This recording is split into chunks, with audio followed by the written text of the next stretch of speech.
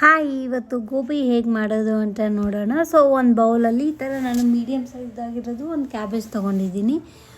ಕ್ಯಾಬೇಜ್ನ ಈ ಥರ ಸಣ್ಣದಾಗಿ ಕಟ್ ಮಾಡ್ಕೊಳ್ಳಿ. ಆಮೇಲೆ ಒಂದೆರಡು ಕ್ಯಾರೆಟ್ ತೊಗೊಂಡಿದ್ದೀನಿ, ಇದು ಕೂಡ ಸಣ್ಣದಾಗಿ ತುರ್ಕೊಳ್ಳಿ. ಆಮೇಲೆ ಸ್ವಲ್ಪ ಈ ಥರ ಲೈಟಾಗಿ ಮಿಕ್ಸ್ ಮಾಡ್ಕೊಂಡ್ಮೇಲೆ ಇವಾಗ ಏನು ಮಾಡ್ತಿದ್ದೀನಿ, ನಾನಿಲ್ಲಿ 4 ಸ್ಪೂನ್ಸ್ ಮೈದಾ ಹಿಟ್ಟು ಹಾಕೊಂತಿದ್ದೀನಿ. ನೀವು ಬೇಕಂದರೆ ಇನ್ನೂ ಹಾಕೋಬೋದು, ಅದು ನೀರೇನು ಹಾಕೋಬಾರ್ದು, ಯಾಕಂದರೆ ಅದೇ ನೀರು ಬಿಡುತ್ತೆ. ಆಮೇಲೆ ನಾನಿಲ್ಲಿ 2 ಕಾರ್ನ್ಫ್ಲೋರ್ ಹಾಕೊತಿದ್ದೀನಿ. ಎಲ್ಲ ಸ್ವಲ್ಪನೇ ಹಾಕ್ಕೊಡಿ, ಆಮೇಲೆ ಬೇಕಂದರೆ ನೋಡಿ ಹಾಕ್ಕೋಬೋದು. ಈ ಥರ ಚೆನ್ನಾಗಿ ನೀರು ಏನು ಹಾಕ್ಲಾರ್ದೆ ಮಿಕ್ಸ್ ಮಾಡಿ, ಯಾಕಂದರೆ ಕ್ಯಾಬೇಜಲ್ಲಿ ಮತ್ತು ಇದು ಕ್ಯಾರೆಟಲ್ಲಿನೇ ವಾಟರ್ ಕಂಟೆಂಟ್ ಸ್ವಲ್ಪ ಜಾಸ್ತಿ ಇರುತ್ತೆ. ಸೊ ಈ ಥರ ಎಲ್ಲ ಚೆನ್ನಾಗಿ ಮಿಕ್ಸ್ ಮಾಡ್ಕೊಂಡ್ಮೇಲೆ ಇವಾಗ ನಾನಿಲ್ಲಿ ಒಂದು ಸ್ವಲ್ಪ ಲೈಟಾಗಿ ಮಿಕ್ಸ್ ಮಾಡ್ಕೊಂಡ್ಮೇಲೆ ಇವಾಗ ಇಲ್ಲಿ ನಾನು 4 ಟೇಬಲ್ ಸ್ಪೂನ್ ಅಚ್ಚ ಖಾರದ ಪುಡಿ ಹಾಕೊತಿದ್ದೀನಿ. ಆಮೇಲೆ ಒಂದು ಸ್ವಲ್ಪ 1/2 ಟೇಬಲ್ ಸ್ಪೂನ್ ಅಷ್ಟು ಸಾಲ್ಟ್ ಹಾಕ್ಕೊಂಡು ಈ ಥರ ಫುಲ್ ಎಲ್ಲ ಚೆನ್ನಾಗಿ ಮಿಕ್ಸ್ ಮಾಡ್ಕೊತಿದ್ದೀನಿ. ಈ ಥರ ಮಿಕ್ಸ್ ಮಾಡ್ಕೊಂಡ್ಮೇಲೆ ಈ ಥರ ನೀವು ಒಂದು ಸರಿ ಮಾಡಿ ನೋಡ್ಕೋಬೇಕು. ಈ ಥರ ರೌಂಡ್ ಬಾಲ್ಸ್ ಬರೋವರೆಗೂ ಚೆನ್ನಾಗಿ ಫುಲ್ ಮಿಕ್ಸ್ ಮಾಡ್ಕೊಳ್ಳಿ. ಆಮೇಲೆ ಇಲ್ಲಿ ನಾನು ಪೆಪ್ಪರ್ ಪೌಡರ್ ಹಾಕೊತಿದ್ದೀನಿ. ಅದು ಎಲ್ಲ ಹಾಕೊಂಡ್ಮೇಲೆ ಈ ಥರ ಫುಲ್ ಚೆನ್ನಾಗಿ ಮಿಕ್ಸ್ ಮಾಡ್ಕೊಳ್ಳಿ.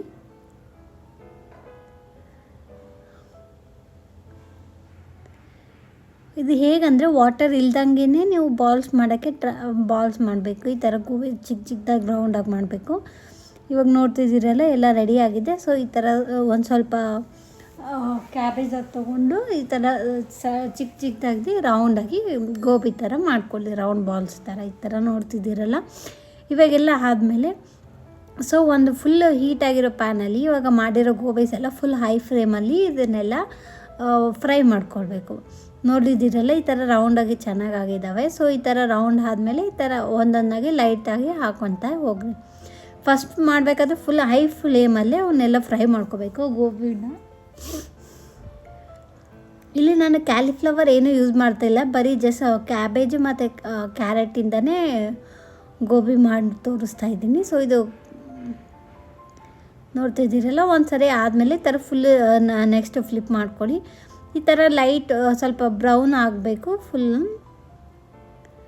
ಈ ಥರ ಗೋಲ್ಡನ್ ಬ್ರೌನ್ ಆಗೋವರೆಗೂ ಫ್ರೈ ಮಾಡ್ಕೊಳ್ಳಿ.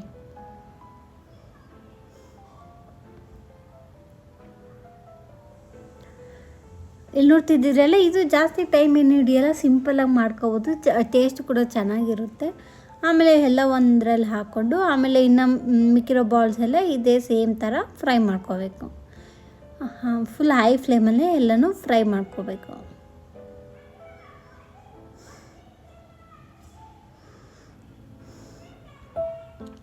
ನಾನು ಇಲ್ಲಿ ಮಾಡ್ತಿರೋ ಗೋಬಿ ಇದು 1 2 to 3 ಮೆಂಬರ್ಸ್ ಇಲ್ಲ 4 ಮೆಂಬರ್ಸು ಸರಿ ಹೋಗುತ್ತೆ. ಇದು ಜಸ್ಟ್ ಲೈಟಾಗಿ ಸ್ನ್ಯಾಕ್ಸ್ ಅಲ್ವಾ, ಸೊ ಜಾಸ್ತಿ ತಿನ್ನೋಕ್ಕಾಗಲ್ಲ. ಸೊ ಸ್ವಲ್ಪ ಮೀಡಿಯಮ್ ಆಗಿ ಸ್ವಲ್ಪ ಟೇಸ್ಟ್ಗೆ ರುಚಿ ಆಗೋಷ್ಟು ತಿನ್ಬೋದು. ಇದನ್ನು ಈ ಥರ ಎಲ್ಲ ಮಾಡಿ ಫ್ರೈ ಮಾಡಿ ಇದನ್ನು ತೊಗೊಂಡ್ಮೇಲೆ ಇವಾಗ ನಾನು ಒಂದು ಬೌಲಲ್ಲಿ ಆಯಿಲ್ ಹಾಕ್ಕೊಂಡಿದ್ದೀನಿ. ಆಮೇಲೆ ಸ್ವಲ್ಪ ಬೆಳ್ಳುಳ್ಳಿ ಹಾಕ್ಕೊಂಡಿದ್ದೀನಿ. ಬೆಳ್ಳುಳ್ಳಿ ಸಣ್ಣದಾಗಿ ಕಟ್ ಮಾಡಿಕೊಂಡು ಆಮೇಲೆ ಉಳ್ಳಾಗಡ್ಡೆ ಮೆಣಸಿನ್ಕಾಯಿ ಥರ ಲೈಟಾಗಿ ಫ್ರೈ ಮಾಡಿಕೊಂಡು ಸ್ವಲ್ಪ ಉಪ್ಪು ಹಾಕಿದ್ದೀನಿ. ಇದೆಲ್ಲ ಫುಲ್ ಬ್ರೌನಿಷ್ ಆಗೋರು ಫ್ರೈ ಮಾಡ್ಕೊಂಡ್ಮೇಲೆ ನಾನು 1 ಟೇಬಲ್ ಸ್ಪೂನ್ ಚಿಲ್ಲಿ ಸಾಸ್, ಆಮೇಲೆ ಇನ್ನು 1 tablespoon black soya sauce ಹಾಕ್ಕೊತಿದ್ದೀನಿ. ಇದು ಹಾಕೊಂಡ್ಮೇಲೆ ಚೆನ್ನಾಗಿ ಎಲ್ಲ ಫುಲ್ ಮಿಕ್ಸ್ ಮಾಡ್ಕೋಬೇಕು. ಇದೆಲ್ಲ ಈ ಥರ ಚೆನ್ನಾಗಿ ಮಿಕ್ಸ್ ಆದ್ಮೇಲೆ ಇಲ್ಲಿ ನಾನು 1-2 ಟೇಬಲ್ ಸ್ಪೂನ್ ಹಾಕ್ಕೊಂಡು ಕಾರ್ನ್ಫ್ಲೋರ್ನ ವಾಟರಲ್ಲಿ ಫುಲ್ ಚೆನ್ನಾಗಿ ಮಿಕ್ಸ್ ಮಾಡಿ ಇಟ್ಕೊಂಡಿದ್ದೀನಿ, ಅದು ಕೂಡ ಹಾಕ್ಕೊತಿದ್ದೀನಿ. ಇದರಲ್ಲಿ ಹಾಕಿ ಸ್ವಲ್ಪ ಲೈಟಾಗಿ ಈ ಥರ ಎಲ್ಲ ಫುಲ್ ಕಲ್ಲಿ ಹಾಗೆ ಮಿಕ್ಸ್ ಮಾಡ್ಕೊತೀನಿ. ಅದು ಮಿಕ್ಸ್ ಮಾಡ್ಕೊಂಡ್ಮೇಲೆ ಫುಲ್ ಬಾಯ್ಲ್ ಆಗೋದು ಬೇಡ, ಸ್ವಲ್ಪ ಜಸ್ಟ್ 1 ಮಿನಿಟ್ ಬಿಡಬೇಕದು. 1 ಮಿನಿಟ್ ಬಿಟ್ಮೇಲೆ ಒಂದು ಸ್ವಲ್ಪ ನೀರು ಹಾಕ್ಕೊಳ್ಳಿ. ನಿಮ್ಗೆ ಏನೇನೋ ಗಟ್ಟಿ ಆಗೈತೆ ಅನ್ನಿಸ್ತಾ ಇದ್ದರೆ ಒಂದು ಸ್ವಲ್ಪ ನೀರು ಹಾಕ್ಕೊಂಡು ಈ ಥರ ಚೆನ್ನಾಗೆಲ್ಲ ಮಿಕ್ಸ್ ಮಾಡ್ಕೊಳ್ಳಿ. ಇಲ್ಲಿ ನೋಡ್ತಾ ಇರ್ಬೋದಲ್ಲ, ಸ್ವಲ್ಪ ಗಟ್ಟಿ ಆಗಿತ್ತು ನಂದು, ಅದಕ್ಕೆ ಸ್ವಲ್ಪ ಹಾಕ್ಕೊಂಡು ಆಮೇಲೆ 1 ಟೇಬಲ್ ಸ್ಪೂನ್ ಅಚ್ಚ ಖಾರದ ಪುಡಿ ಹಾಕ್ಕೊಂಡು ಆ ನೀರನ್ನ ನೀವು ನೋಡಿ ಹಾಕ್ಕೊತಾ ಇರಬೇಕು. ಸೊ ಈ ಥರ ಲೈಟಾಗಿ ಸ್ವಲ್ಪ ಗ್ರೇವಿ ಥರ ಹಾಕಬೇಕದು. ಆಮೇಲೆ ಸ್ವಲ್ಪ ಕೊತ್ತಂಬರಿ ಹಾಕ್ಕೊಂಡು ಇವಾಗ ನಾನು ಮಾಡಿದ್ದೀನಲ್ಲ ಈ ಗೋಬಿ ಬಾಲ್ಸ್ನೆಲ್ಲ ಒಂದೊಂದಾಗಿ ಚೆನ್ನಾಗಿ ನೀಟಾಗಿ ಹಾಕ್ಕೊತಿದ್ದೀನಿ. ಇದು ಗೋಬಿ ಬಂದುಬಿಟ್ಟು ನೀವು ಫುಲ್ ಹೈ ಫ್ಲೇಮಲ್ಲೇ ಟಾಸ್ ಮಾಡ್ಕೋಬೇಕು, ಆವಾಗೆ ಚೆನ್ನಾಗಿ ಆ್ಯಂಡ್ ಟೇಸ್ಟ್ ಕೂಡ ಚೆನ್ನಾಗಿ ಬರುತ್ತೆ. ನಾನು ನೋಡ್ತಿದ್ದೀರಲ್ಲ, ಈ ಥರ ಸ್ವಲ್ಪ ಗ್ರೇವಿಗೆ ನಾನು ಇನ್ನೂ ಸ್ವಲ್ಪ ಇಟ್ಕೊಂಡಿದ್ದೀನಿ, ಅಷ್ಟು ನಾನು ಫ್ರೈ ಮಾಡಿರೋದೆಲ್ಲ ಹಾಕಿಲ್ಲ. ಆ ಗ್ರೇವಿಗೆ ಎಷ್ಟು ಬೇಕೋ ಅಷ್ಟು ನೋಡಿ ನೀವು ಒಂದೊಂದಾಗಿ ಹಾಕ್ತಾ ಹೋಗ್ಬೋದು.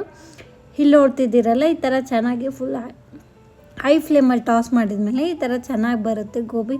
ಫುಲ್ ಟೇಸ್ಟಿಯಾಗಿ ಕೂಡ ಇರುತ್ತೆ. ಇದನ್ನು ನೀವು ಲೆಮನ್ ಹಾಕ್ಕೊಂಡು ಆನಿಯನ್ ಜೊತೆ ಸರ್ವ್ ಮಾಡಿಕೊಂಡು ತಿಂದರೆ ಚೆನ್ನಾಗಿರುತ್ತೆ. ಈ ಥರ ಲಾಸ್ಟಲ್ಲಿ ನಾನು ಕೊತ್ತಂಬರಿ ಜೊತೆಗೆ ಗಾರ್ನಿಷ್ ಮಾಡಿ. Thanks for watching.